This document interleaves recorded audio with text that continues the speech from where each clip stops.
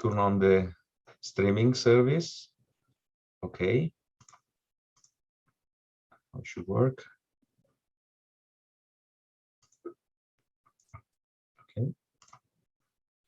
So thanks everyone for being here to join our third edition. This is the third seminar of a new series of colloquia in theoretical and computational physics that we are organizing here at the physics department of University of Trieste. So they are all virtual in the sense that they happen on Zoom, and then we stream the seminar also on YouTube. And every seminar, typically we do a seminar once a month. It's a different topic in theoretical and computational physics, and can be in condensed matter physics, and can be in high energy, can be in different areas of theoretical physics. Okay, so today we have Juan Carrasquilla. Thanks a lot for being with us, for giving the seminar today. So Juan is a research scientist at the Vector Institute, and also a Canada CIFAR artificial intelligence chair. His research interests are at the intersection of condensed matter physics, quantum computing, and machine learning. He actually knows very well Trieste because he has a PhD from CISA in physics. And after that, he moved to Georgetown University and the Perimeter Institute, where he did a postdoc there. And after that, he became a research scientist at D-Wave System, so the company, the famous company that I think you all know. And now, as I said, he's a research scientist at the Vector Institute. So today we'll talk about variational neural annealing. It's a very interesting topic. So I think we're all, excited to hear a bit about your research in this area. And the talk is 45 minutes, and then there is I would say around 15 minutes for discussion and open questions. The floor is yours, and thank you very much. Yeah, thank you so much for the invitation, and I'm very glad to be back, quote unquote, here in Trieste. And so let me share my screen. Can you allow me to share my screen? Now you should be allowed to. Now I can do it. Right. So yeah. So I'm going to be talking about variational neural annealing.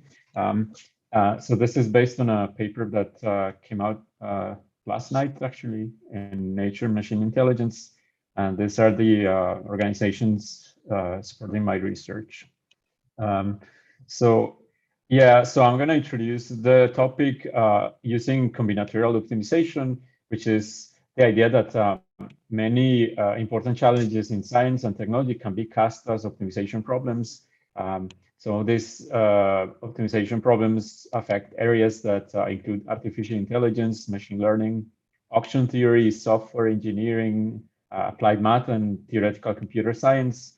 So examples of problems of this type include the traveling salesman problem. That's one of the most famous examples, where you have a list of cities and you are asked to find the best path to go across the cities, the shortest path, right? And so there are all sort of problems that are relevant, that are similar to this type of problem, like such as the nurse scheduling problem, vehicle routing, factoring, the signal versus background problem at the LHC, which led to the Higgs boson discovery or confirmation, chip placement, compiler optimization, and many more. So this type of combinatorial optimization problems are very important. And the idea is that there's a deep connection between material science and statistical mechanics and this type of optimization problems. And this was beautifully described in this paper by Kirkpatrick, Gelat, and Becky, Optimization by Simulated Annealing in Science in 1983. And the analogy they described is with metallurgy, where a crystalline solid is heated, kept at a high temperature for a while, and then very slowly cooled down to the lowest energy arrangement of the atoms. And what they say is that this enables control of the properties of the material. And this is has been known for centuries. People have been doing this for a long time. And here I have an example of annealing process of some knives that I found on the internet. So they heat them up, they let them stay like that, very high temperature, and then cool down.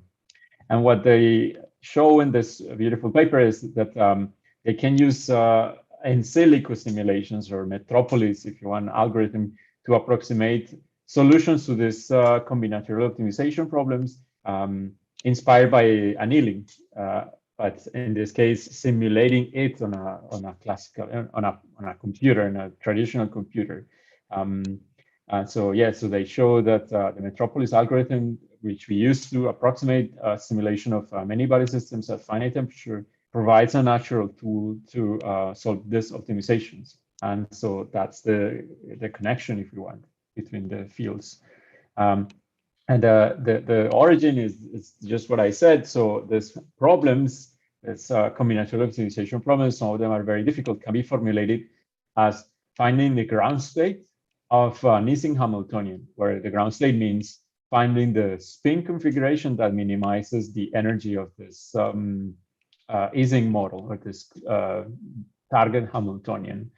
And already in 1983, this technique was being used for designing computer chips, which means basically how you place the components of a computer chip and optimizing the wiring and the locations that the chip works at the fastest speed.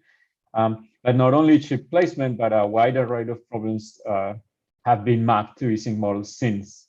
And there is a nice paper here by Andrew Lucas, where he discusses a lot of Ising formulations of many NP-hard problems in the literature.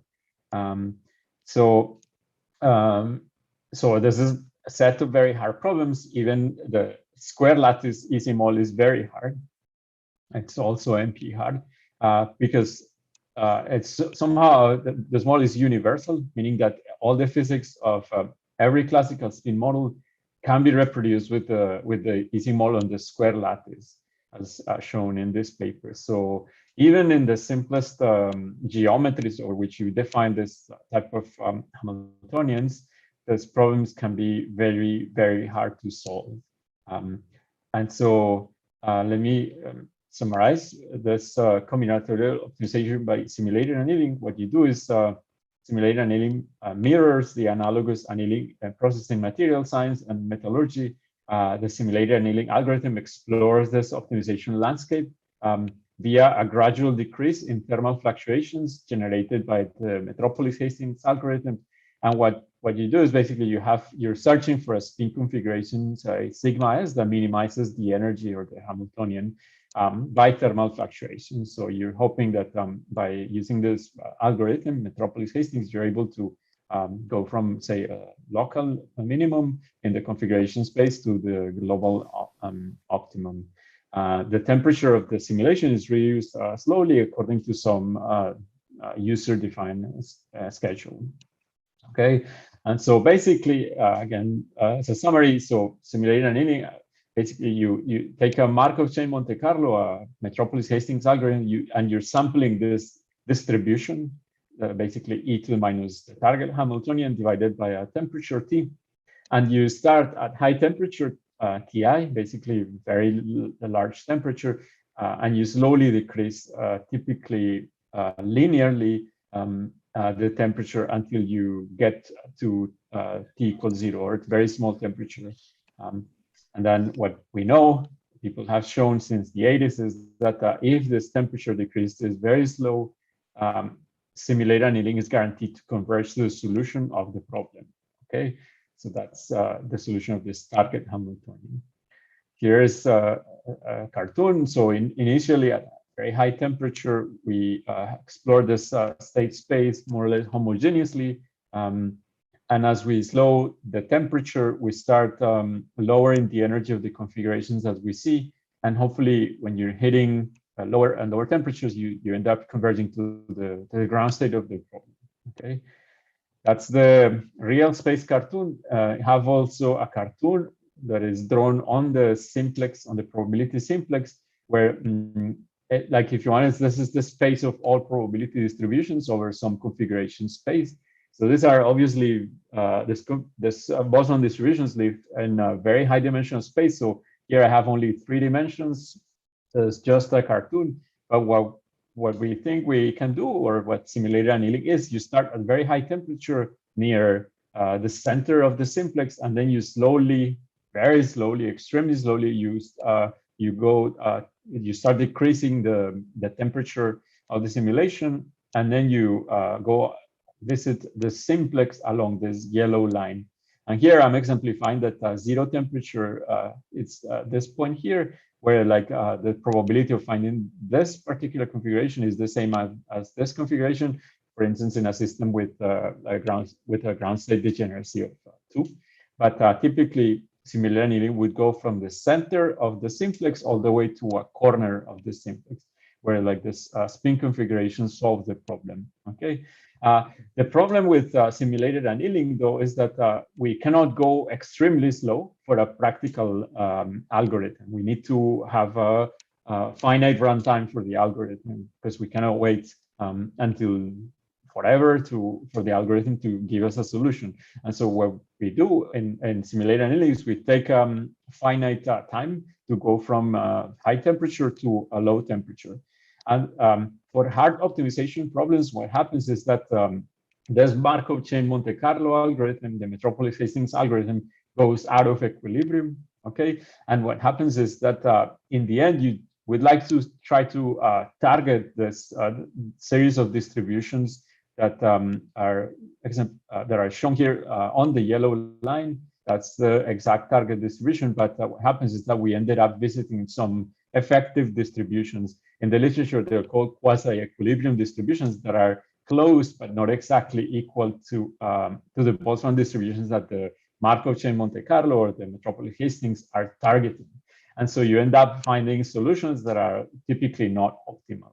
Okay, so this is what I just said. Markov chain goes out of equilibrium, so meaning that you cannot, or you are not simulating the Boltzmann distribution, but a different set of quasi-equilibrium distributions, which, if you want, degrades the quality of the solutions that you find with simulated annealing. So that's the problem. So inspired by these ideas, people came up with the idea that you could use quantum devices or quantum effects to solve combinatorial optimization problems using the idea of quantum annealing, where the idea is that instead of solving the optimization problems by thermal fluctuations, you can try to be better at solving those by using quantum effects. And so the cartoon that people usually draw is this. So here you have that you jump over these barriers toward this local minimum through thermal fluctuations. But if these barriers are narrow enough, you can also do quantum tunneling if you have a quantum Hamiltonian instead of just the classical Hamiltonian plus thermal fluctuations. And so what people do is they add some quantum Hamiltonian here, typically a transverse field in the language of the Ising model on the transverse field. And so you modulate this quantum fluctuations by this function f of t. And this idea of quantum annealing in a real device is what's the idea behind this company, D-Wave, that I worked with a few years ago. And they have built this devices where they simulate, or they physically realize this idea of of quantum fluctuations, helping you tunnel through this as a way to find better solutions to optimization problems. Okay, so that's exciting. But on the other hand, we know how to simulate many of these models in our classical computers. Okay, and so it is possible to emulate quantum annealing using quantum Monte Carlo techniques. And this has been baptized as simulated quantum annealing. Actually, theoretically proposed, as far as I remember, in Trieste by Giuseppe Santoro, Roman Martonak, Elio Tosatti, and Roberto Carr in a science paper in 2002, a very pioneer and interesting paper. And so where they came up with a theory of quantum annealing by the simulation of quantum Monte Carlo of these problems, or this process of quantum tunneling. And what they they show that this is a great possibility, and so they use path integral Monte Carlo as a way to simulate this process of adding thermal fluctuations and then reducing them as a way to simulate this process of quantum tunneling in our devices, right? Like in our classical computers. So that's also an exciting possibility, or it has been an exciting possibility for a long time already. But we wanted to ask a slightly different question, right? Like, so there's systems or the simulations, there's classical simulations, simulated annealing and simulated quantum annealing, have produced a lot of progress in the area of combinatorial optimization, as well as in our understanding of quantum annealing, because typically quantum annealers are compared against simulated quantum annealing as a pioneer in this work. And so that's great, but it has the shortcomings that both of these techniques rely on sampling, on classical Markov chain Monte Carlo simulations, which can be very slow if the problem that you're trying to solve is complicated enough, meaning that it induces like a very rough energy landscape that is difficult to navigate using Markov chain Monte Carlo. Okay, and so we wanted to ask a question that is very related to all these ideas, but that goes, if you want, a bit away from what has been explored so far. So, and the question is, can we simulate these techniques, these optimization techniques, variationally? Okay, and this is the idea behind this paper that we published yesterday, and let me tell you about that, right? Like, so we introduced, instead of annealing the exact Boltzmann distribution, we introduce a model P theta that is going to mimic the Boltzmann distribution. Okay, and you may ask, well, if you are on top of like introducing, on top of having problems with the simulation of the Boltzmann distribution that we faced when we were using Monte Carlo, now you're introducing one more approximation, and that is a model that approximates the Boltzmann distribution. But what we're going to be doing is we're going to be using a special model, namely a so-called recurrent neural network that we can sample exactly. Okay, so that's the difference with respect to the traditional simulated annealing.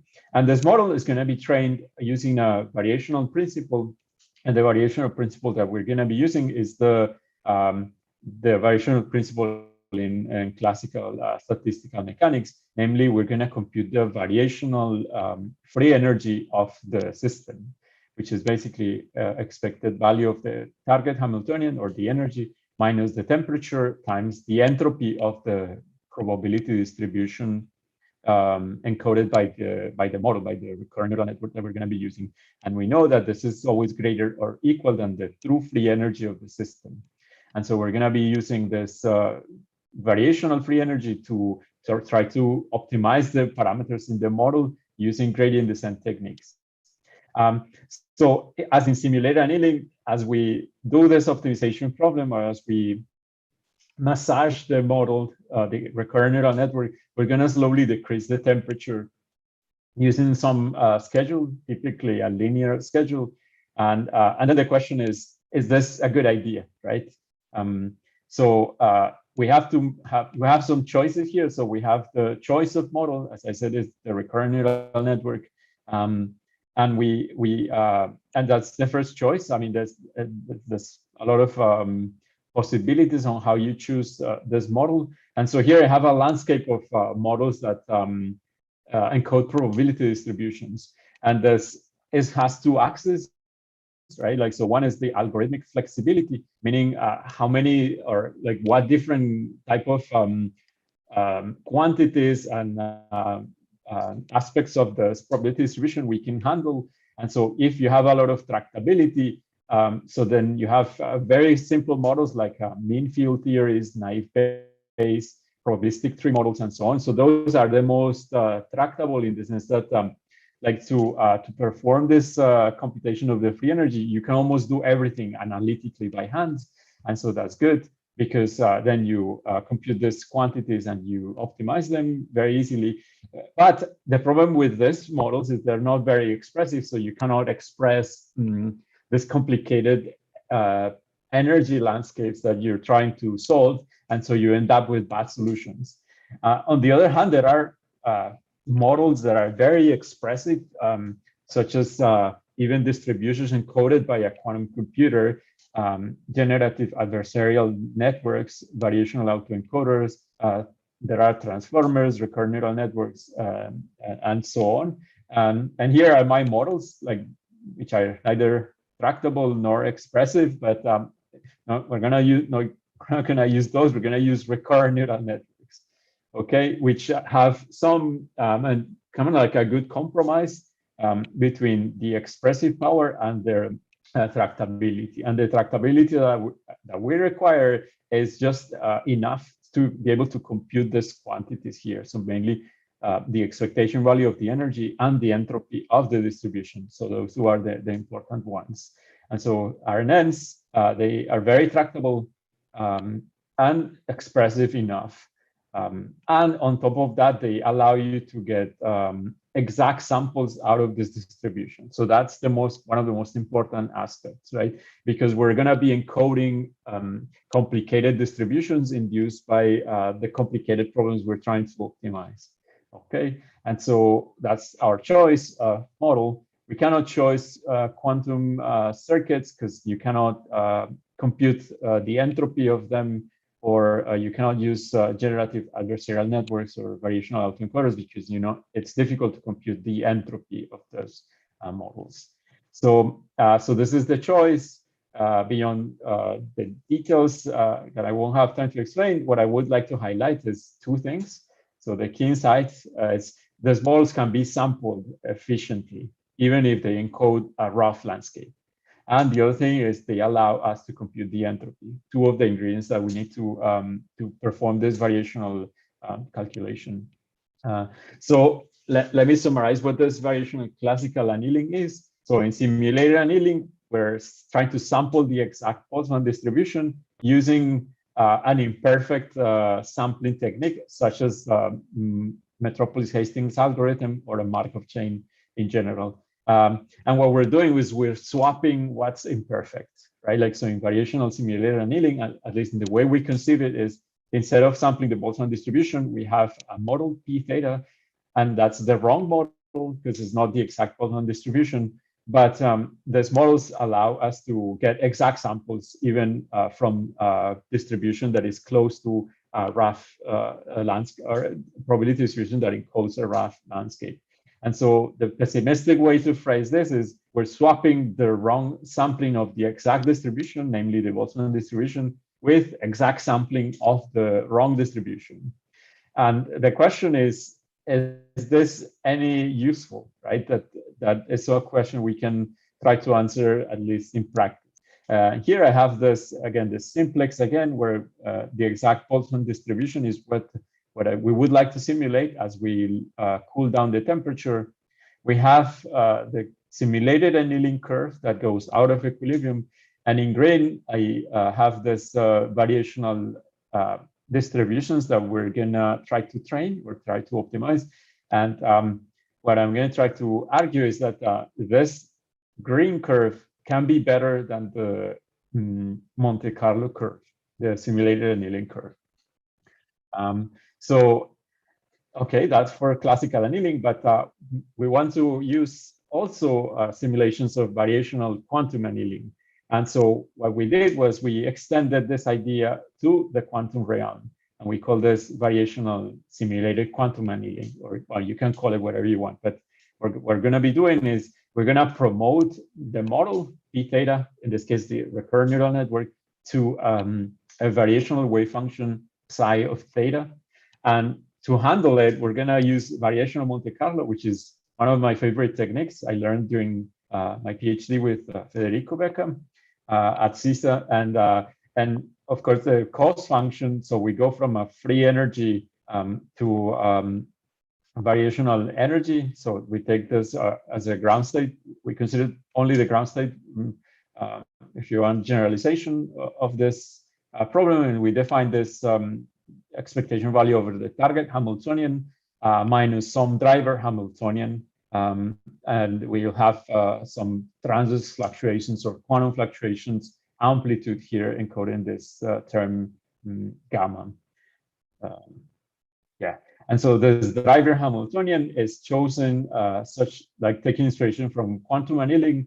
This quantum sum over Pauli matrices, the sigma x Pauli matrix. And it's a choice inspired both by quantum annealing and also because it's such that the variational wave function is easy to optimize in the large Hamiltonian driver regime. Okay, and then we basically slowly decrease this so-called quantum tunneling in the fluctuations, hoping that if we set it to 0, eventually we find the ground state of the target Hamiltonian.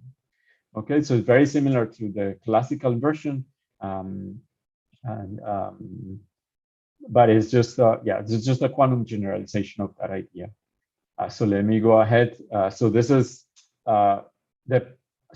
I mentioned that we're going to promote the RNN to a quantum state, and so that's this explanation here. So we have a recurrent neural network, and the data are not very important, but what we could do in principle is basically take the probability distribution encoded by the RNN and just create a coherent superposition of those in some computational basis, which is, if you want, coincides with the spin configurations of the Ising model we're trying to simulate.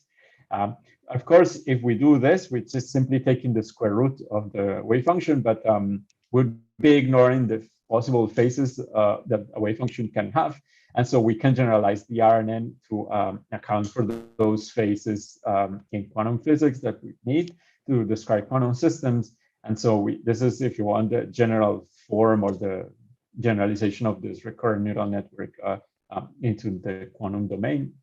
It's not very important, but what I will show you is that this recurrent neural network wave functions are very accurate and can describe the ground states of some simple systems, at least in quantum many-body physics. So here is comparisons of the DMRG simulations of the transversal Ising model compared to this recurrent neural networks. And so here are correlation functions, so two-body correlation functions as z and as x as a function of the distance between spins.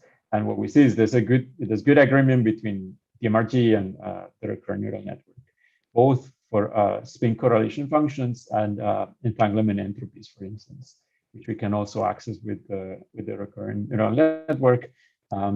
And we were able to optimize up to 1,000 spins. This is, again, one more comparison of this idea of using recurrent neural networks as a quantum model or a quantum ground state. And this is for the transversal Ising model, where now we go into 2D, which is also possible to do with recurrent neural networks. We can define them in any dimension we want. And what we find is that they are better. So this is only a 12 by 12 system, but they can be more accurate with respect to all other techniques like other variational wave functions and even density matrix normalization group. This is, of course, a very simple system, but just to show you that that this whole idea is not completely wrong or crazy. And so let me go ahead. So with a description, now that I've shown you that this wave function is perhaps not crazy, let me show you a summary of this variational annealing or both algorithms. So in classical variational annealing, what we do is we have a high temperature, we have a free energy and a state space. Here shown as if we had an order parameter, we optimize the RNN.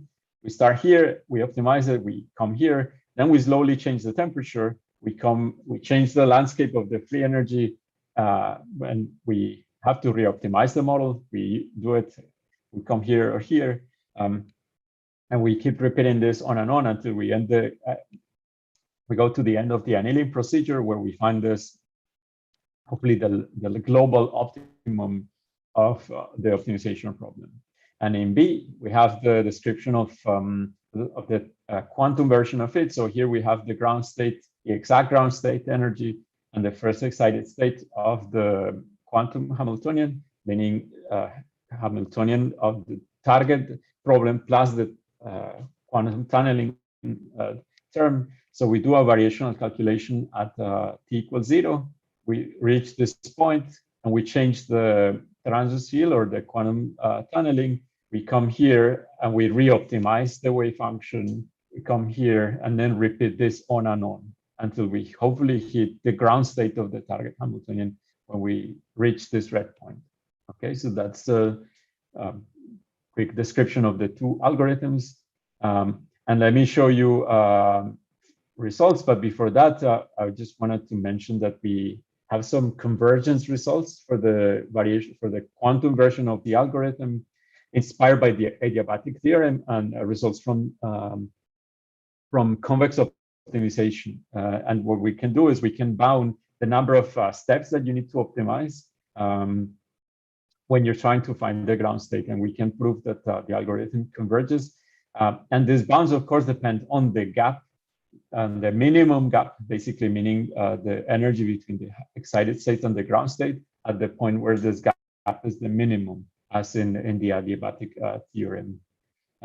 So that's just a comment on what we can say theoretically about the algorithm. But let me show you the results finally, which ultimately, if this is going to produce something useful, this is where we can see it, right? So let me go ahead.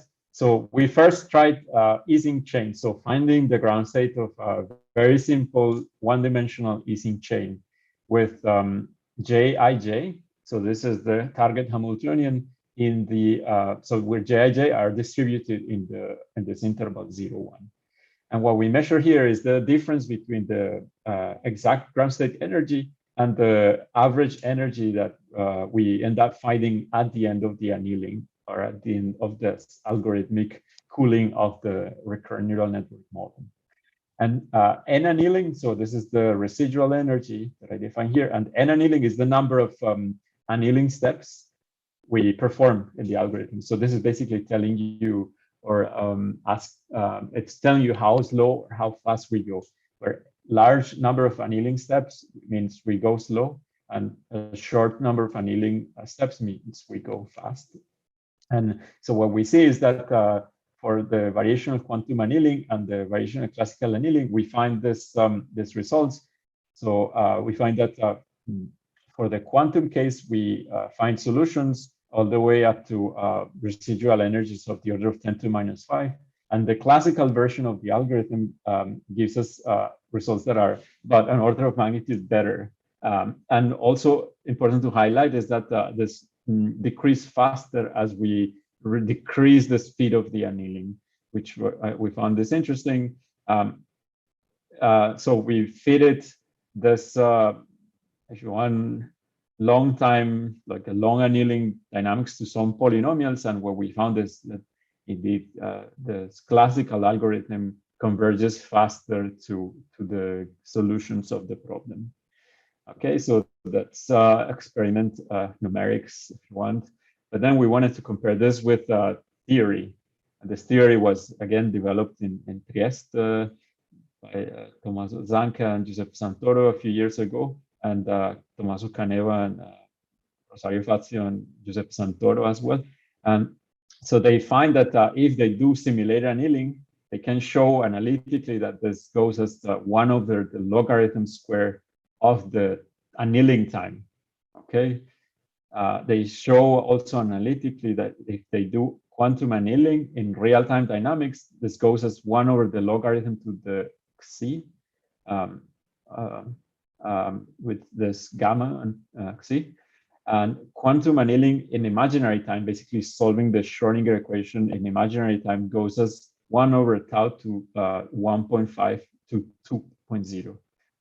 Okay, so this is, if you want, using real-time dynamics or imaginary time dynamics or simulated annealing dynamics. So this is what they find theoretically, and so meaning that the fastest algorithm is quantum annealing in imaginary time. And what we found is that our variational quantum annealing is it goes as, like, if you believe the fits that we did to the data that I show, that variational quantum annealing goes as 1 over tau and variational classical annealing goes as 1 over tau to 1.5 to 1.9 roughly, okay? So these numerics suggest a speed up with respect to even real-time dynamics quantum annealing, so better than like what you would do with a real annealer, even a perfect annealer, and suggests that VCA, the variational classical algorithm, is close to imaginary time dynamics. So this looks promising because it suggests that at least the classical version of our algorithm goes as fast as the imaginary time dynamics. Okay, so that's good. So, but then we wanted to do, if you want, one step further in the complexity of the models, and so we looked at the 2D easing model, where Jij is is randomly distributed in this interval, and we tested several algorithms. We tested having a model but doing no annealing. We tested our classical algorithm, our quantum one, and we even introduced some regularization in the quantum version to try to improve the quantum. Because one of the things we were surprised about was that this quantum algorithm that we introduced, this variational VQA, variational quantum annealing, was not better than the classical version. So we wanted to see if introducing some sort of fake entropy in this problem would ease the difficulty of the quantum version of our algorithm and make it more competitive with the classical one. So that's what we show here. So we compare no annealing at all, basically just optimizing without slowly decreasing the temperature in red as we increase this number of steps that we use. In pink, we have this regularized version of quantum annealing, which is, I mean, it improves with respect to the classic, like the quantum version, but not as much as ultimately the classical algorithm that seems to be the best performing of all of them as we make the annealing longer and longer. And this is, if you want, a comparison of our own methods with themselves.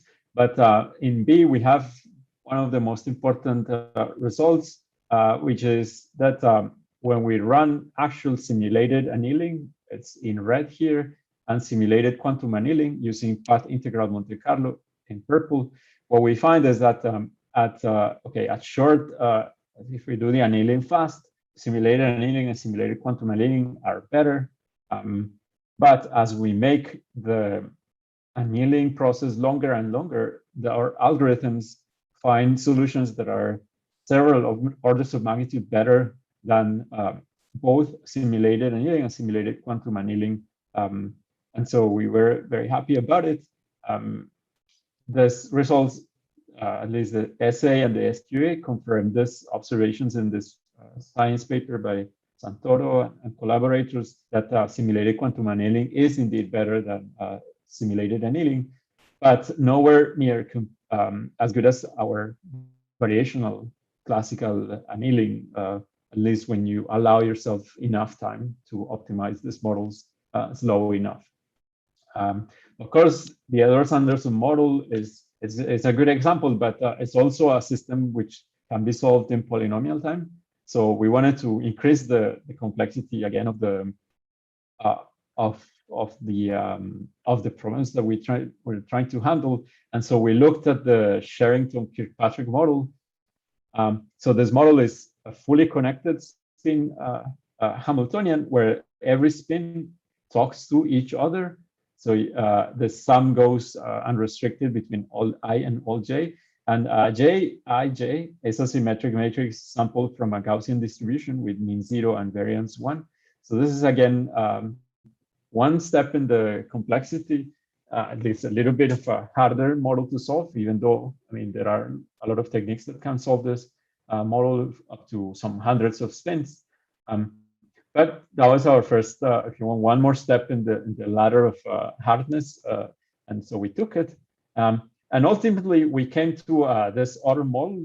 It's called the Wisher-Planted ensemble. It's also a fully connected model, very similar to the Sherrington-Kirkpatrick model. introducing this paper in 2020, which are planted ensemble. And the key characteristic is it has a very rough landscape, and it has a first order phase transition as a function of temperature, which makes the solution of the problem very hard. And the hardness of the model can be tuned, so it's good for this type of benchmark. Okay, and the other interesting quality of this model is that it looks a little bit like the needle on the haystack problem, and because of the following. So because we know what the solution of the model is, so that's what this word planted means. It means that you know a priori the solution of the model, and the solution of the model is the spin configuration where all the spins are up or down. But interestingly, the energy landscape is such that the energy of this spin configuration is really close to the energy of completely random configurations, and you can control how close this energetics of the solution versus the energy of the configurations completely random are. That's the hardness or the tunability of the hardness of the model. So it's indeed like finding a needle in the haystack, in that you know what the solution is, but it's difficult to find, right? So that's the idea. So this is a very interesting model. I guess I'll spare you the details, but it's a fully connected model where the Jij matrix is it takes the form of a Wishart matrix, where the matrices W are random, and they satisfy that if you apply them to the ferromagnetic configuration up, then you annihilate you get zero. Okay, so that's the most interesting of the problems that we looked at. But let me show you the results, right? This is the interesting answer, right? Like, so in A, so this A and D, these are for the Sherrington-Kirkpatrick models on a system with 100 spins, if I remember correctly. Yes, 100 spins. And so what we find is very similar to what we found in the the Edwards-Anderson model, that if you don't have a lot of time to do the annealing, then it's better to do simulated annealing or simulated quantum annealing.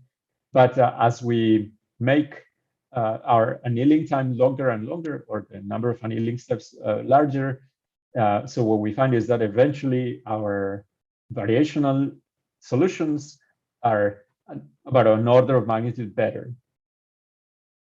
And so that sounds very promising.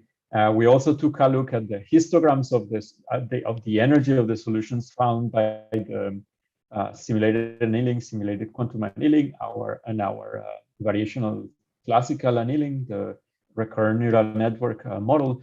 And what we found is that our models find higher density of low energy solutions. So here we have 10 to the minus 10 residual energy, which is basically everything where we bin everything basically below 10 to the minus 10. But most of these solutions here are the actual solution to the problem. So that's just a comment. But then we wanted to try this like harder fully connected problem, the Wishart ensemble problem. And we find something similar again. So we find that at short annealing, we do worse than simulated annealing, simulated quantum annealing. But as we make the annealing longer, our model produces dramatically better solutions to the problem, which is reflected again in the histogram of the energetics of the end of the annealing, and where we find higher density of good solutions. But of course, this Wishart planted ensemble model is tunable, so you can make it harder and harder. And this is what we show here. We find that if we make the problem harder and harder, when we start breaking our model too, right? Like, so it breaks both simulated annealing, simulated quantum annealing, as well as our variational calculation, even though we still find instances where variational annealing succeeds at solving the model in this extreme hard case. Okay. So with this, let me conclude. Let me show you first my collaborators. So Mohammed is my PhD student. Estelle was our co-author. She's a postdoc at the Perimeter Institute. She also comes from the Trieste system. She was a PhD student in Trieste. Roland is my PhD student, and Roger Melko is my former postdoc advisor and collaborator. So one last thing is, so Estelle got very excited about this project, and she founded a company around this idea of variational annealing, and so she's been featured in this Inside Perimeter, describing our findings, as well as her new company, YANEQ.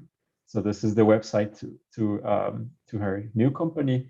It's using quantum technologies or quantum-inspired technologies to price derivatives in financial systems.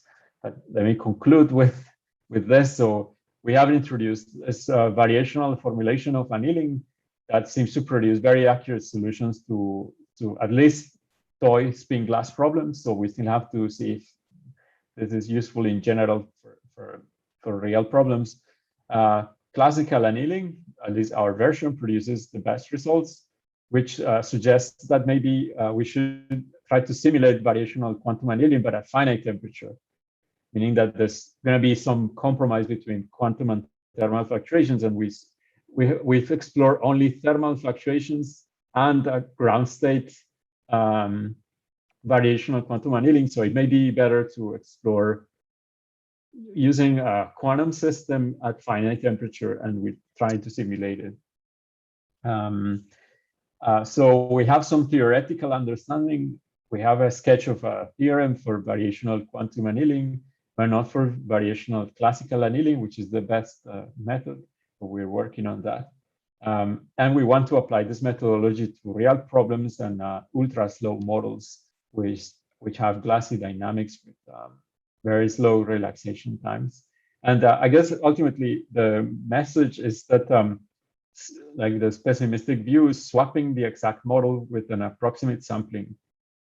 That's with the wrong sampling. For a wrong model with exact sampling can produce better optimizers, right? That may be applicable in many fields. And with that, I'll finish here.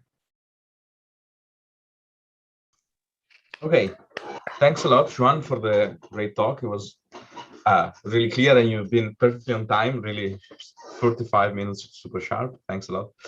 So now we open the discussion. So it's open for questions. You can either ask your question here on Zoom, you can write your question in the Zoom chat, or you can also write your question in the YouTube chat. Actually, there's already a question there, so I would start from that one.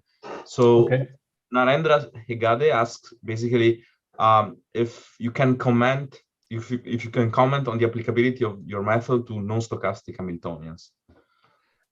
Yeah, so this is a great question. So we are preparing a paper on that, and we indeed, I mean, so I guess the key comment here is, let me bring this slide here. So to do the quantum aspect of or this quantum variational quantum annealing, so what we do is we use variational Monte Carlo, and variational Monte Carlo doesn't have sign problems, so you can use it on non-stochastic Hamiltonians.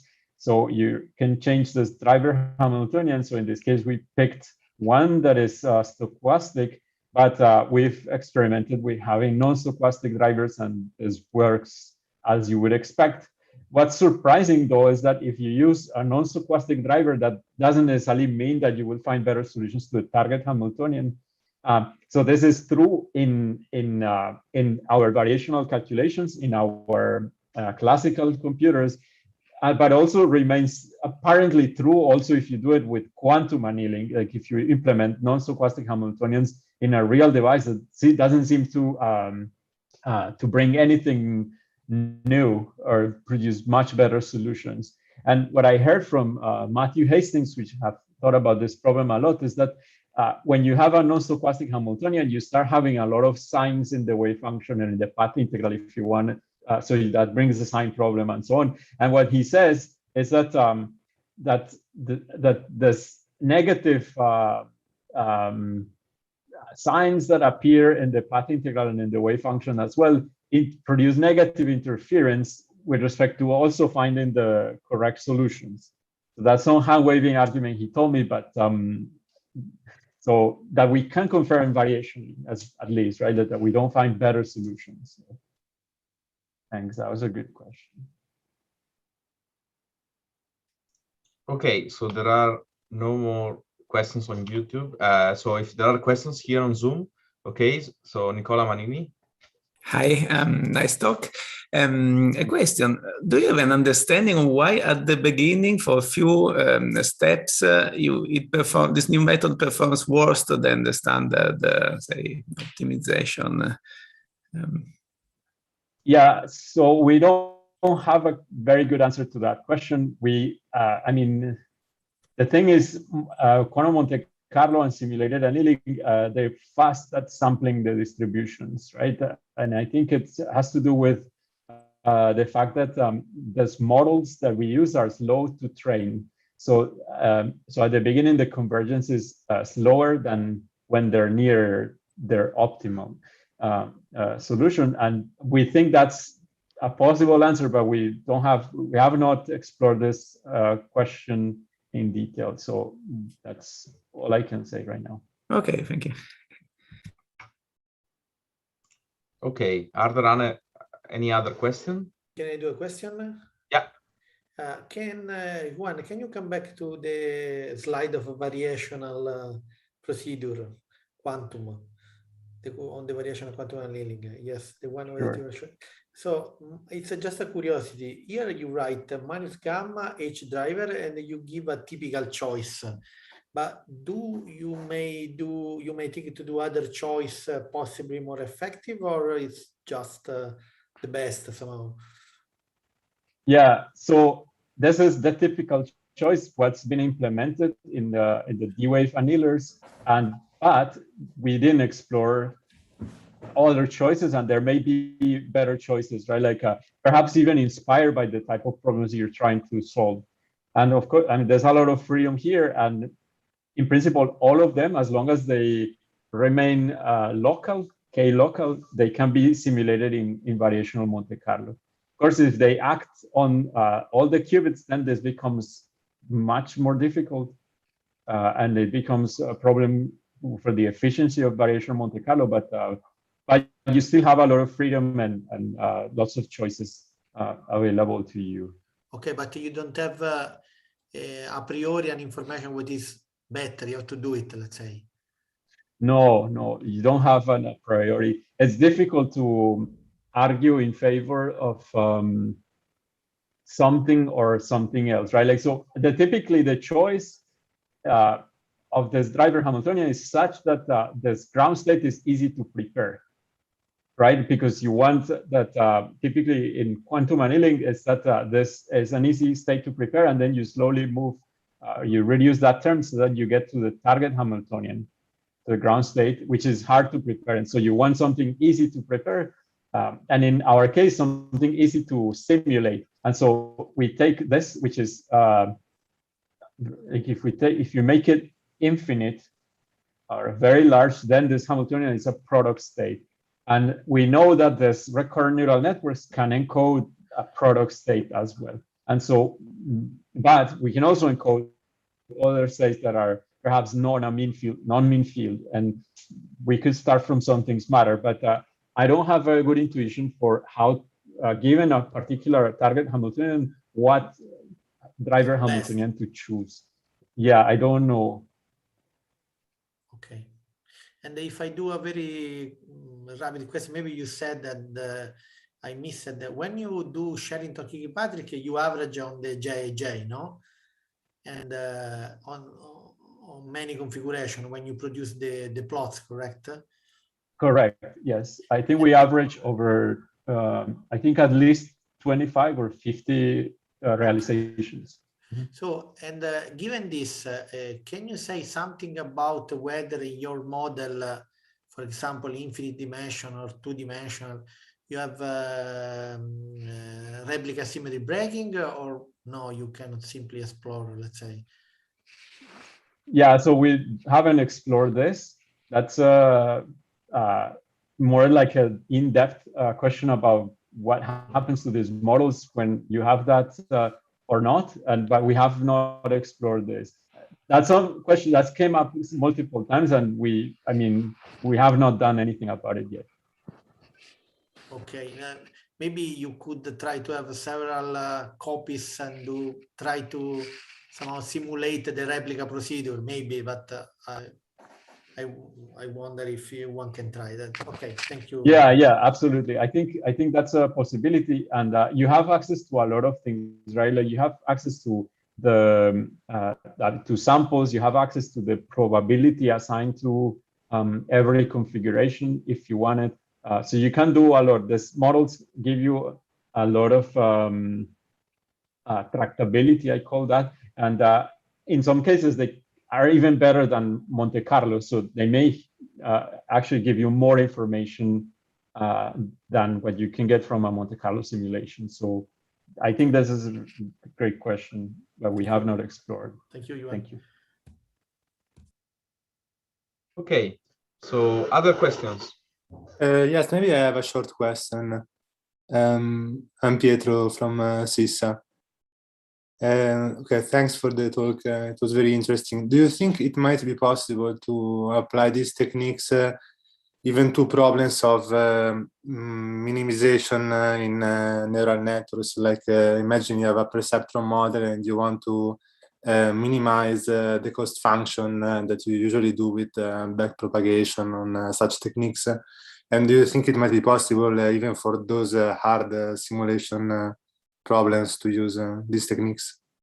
Yes, so that's a good question. So I've thought about this before. So and there are like at least two obvious solutions. So one of them is so people interested in machine learning operating on small devices, right? The devices that have very low computational power, they usually binarize these neural networks. Okay, so the weights of the neural nets are binary. Okay, and so they want to train those models. And then if you write the cost function to optimize these neural nets, then this looks like a complicated Ising model. Okay, and so you can take that cost function on a binarized neural network and call that your Hamiltonian, and then do this, and this would allow you to train a binary neural network. And then if you want a continuous neural network, right, like the usual neural networks, then you have to binarize the procedure. So basically, people know how to do this, especially people in the community of quantum annealing. They know how to binarize continuous optimization problems and make them or convert them into combinatorial optimization problems. The problem with that is that you increase the number of variables. So one weight in your neural network corresponds to many Ising variables, right? Like because everything is binary in the end. So you can imagine. Yes, exactly. But if you imagine just to take, for instance, the simplest neural network like a perceptron, and you take binary weights. I mean, there are all these works by Zecchina, for instance, showing that the structure of the minima has some properties of exponentially rare regions with many minima. And I was just wondering whether you would think that your techniques can actually sample these regions or not, and if you have some ongoing work on that, I don't know.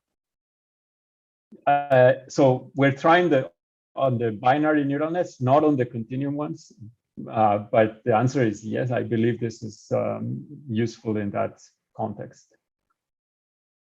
Okay, thank you very much. Thank you. Okay, so we have time for more questions if you want. Anyone?